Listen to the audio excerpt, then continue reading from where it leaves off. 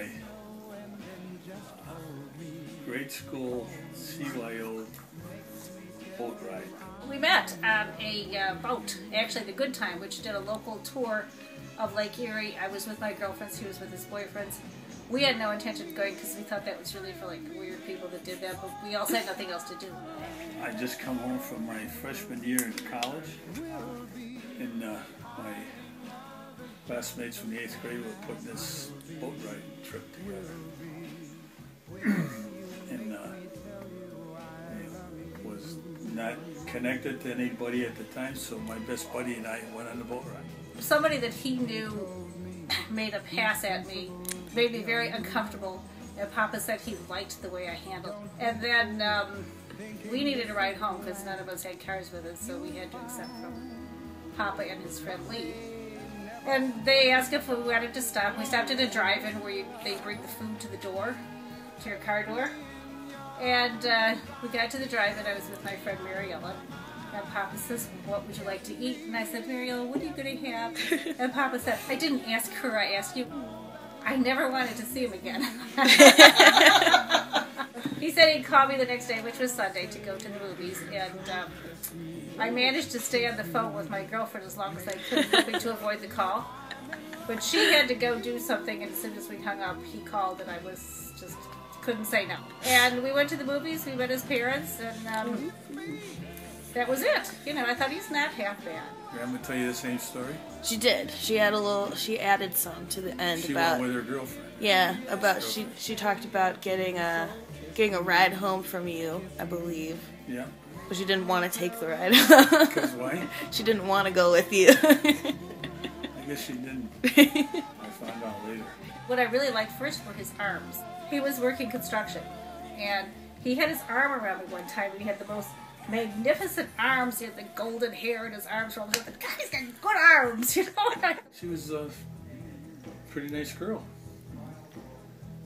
Intelligent, pretty. Someone that caught my interest. Uncle Bill and Aunt Kathleen got married 6 months before us, and I had to wait for them to get married, which really annoyed Papa a lot. It was January, and it was cold, but not terribly cold. There was some snow on the ground. It was more mud than anything else. And it was exciting. At that time, you got married at the first Mass that was available at St. Vincent de Paul. The first Mass that was available, it was 9 o'clock Mass, which is ungodly early now when I think about it. I was nervous. My dad, I can remember him before we walked down the aisle where the music is playing and all the bridesmaids have gone down, and I got my arm and my father's arm, and he looked over at me and says, "You don't have to do this if you don't want to." Well, it's a fine time to do that. We were 20 and 22 years old. We had no money. By the time we got married, I don't even think we had $800. We were hoping that people would come to our wedding and give us money so we could go on a honeymoon, you know. Well, we had an apartment furnished with brand new furniture and a decent car. So what else do you need? I was working nights at the Ford plant as an engineer, arraigned.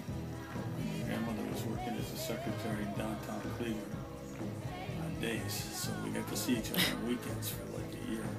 That job I had was an overtime job. We worked 50 hours a week.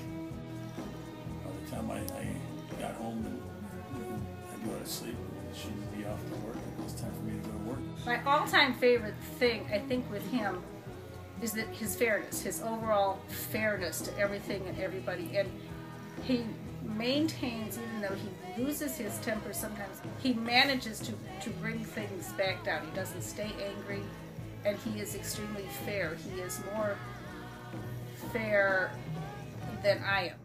She's just my best friend. She just inspires me, and just like to be with her. When I said my vows, even though I was only 20 years old, it was forever. A vow is a vow is a vow, and you stay with it. I didn't know that I'd ever find anybody that loves me like he loves me. I think it's an act of God. Because, we were just kids, both of us. We knew we were in love. But, you need to think about it. But, and all the basic ingredients for a long and successful marriage. We have a better respect for one another, and the what we've been through together. And I think that in itself is a strength. The fact that we've been able to nurture one another and stay together in itself is a strength that just adds to the relationship. Our successful family and her ability with the kids and the grandkids. The basic things that I look for in a partner have always been somebody who had the moral background that your grandmother has. It's that strength that you build that makes the whole thing work. Came and he soon departed, and you know he never showed his face.